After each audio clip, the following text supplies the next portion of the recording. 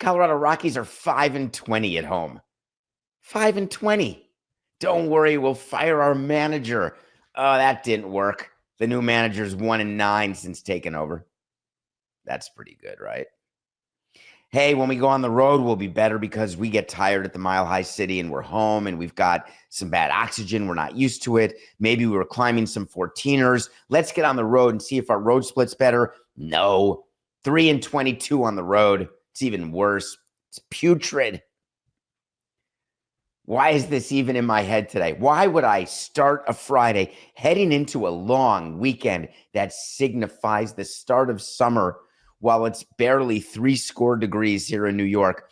Why would I start on something so negative? Because I love history and I love when things have a chance to be remembered. The Colorado Rockies are 8-42. It's the worst 50-game start ever. I almost passed out from saying it. Now, it is true. There were teams in the 1800s who may have gotten off to a slightly worse start. But in the modern era, not like the play-by-play era in the NBA where we keep talking about all these stats, because that's only from 1997. I'm talking about the modern era in baseball. You have to keep track. You have to put in the notes of your phone all the different eras that are defined. The modern era is since 1901. Got that? So since 1901, this is the worst 50-game start ever. That's a long time ago. We're not in 1968 anymore, Dave. We're in 2025. It's been about 124 seasons. So what Colorado's doing, you would think there would be some correlation to fans getting angry and manifesting that anger by voting with their thumbs and their feet and toes and saying, I'm not going to go to Coors Field, even though going to Coors Field, for those of you who have never been there, is awesome. It's so beautiful there. It's so cool. Downtown Denver. Yes, you can have some situations around the ballpark, but listen, there's a few places you can stop on your way. It's fun. There's some bars. I loved going to Colorado. I don't think I missed a Colorado trip in 18 seasons, Coca. I probably went at least 15 times. The Rockies are so bad that their run differential, which is a number more than any other number that front offices look at, because it so perfectly correlates to where you're going to be. There are going to be exceptions from time to time, so it's not perfectly correlated, but it's almost perfectly correlated. It's minus 159.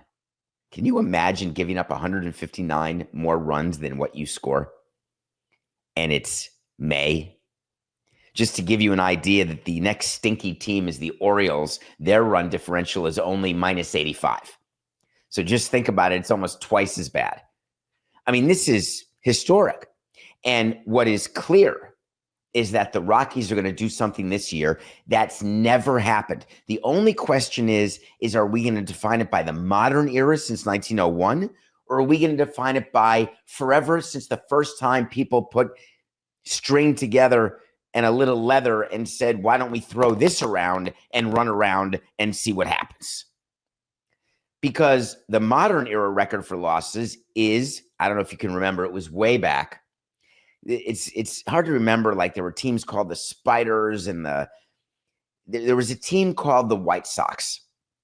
And they played in this city where it can be windy and there can be land and duck tours with Vince Vaughn. And they lost 121 games one time, which you'd think to yourself is so unbelievable because we've never witnessed anyone win 121 games. And you should know that winning 121 and losing 121 are the same degree of difficulty. But that record of 121 losses from, I can't remember what year, sometime in the 1400s, that record is going to be broken this year by the Rockies. It's a guarantee. But the craziest thing about all of this is that baseball fans and people in the media are calling for changes. This is unacceptable. You can't have a team this bad. Just like when there's a team this good, people say, oh, you've got to do something about them. Except normally that talk comes during the offseason, because now that the season's being played, I haven't heard so much noise, Coca, about the Dodgers. How we got to break up the Dodgers in their depth when they're putting Curly, Larry, and Goofy to start a game when they can't score and they're losing 4 in a row at home. I don't hear the call like, oh, break up the Dodgers. The Rockies have the 20th highest payroll. It's true they're 18 games back of 4th place in the great NL West. Fine. But when you've got the 20th highest payroll and your payroll is about $123 million, you're not going to see a bunch of teams like the 10 teams below them complaining too much. What you're really saying is they need to fire Bill Schmidt, the GM. I'll give you that it's hard to acknowledge that the Rockies have anyone good. It's hard to acknowledge why they would sign Chris Bryant and pay him $27 million not to play. Good work if you can get it. But you can't say when everyone complains about the Pirates, they complain about the Marlins, they complain about low payroll teams who don't win games. That's not what the Rockies are. They're a medium payroll team that can't identify players in the draft. They can't identify them in free agency, minor league free agency, major league free agency. They can't identify talent. That's not cause to force an owner to sell. You can't legislate away incompetence. It doesn't exist, that concept, in sports.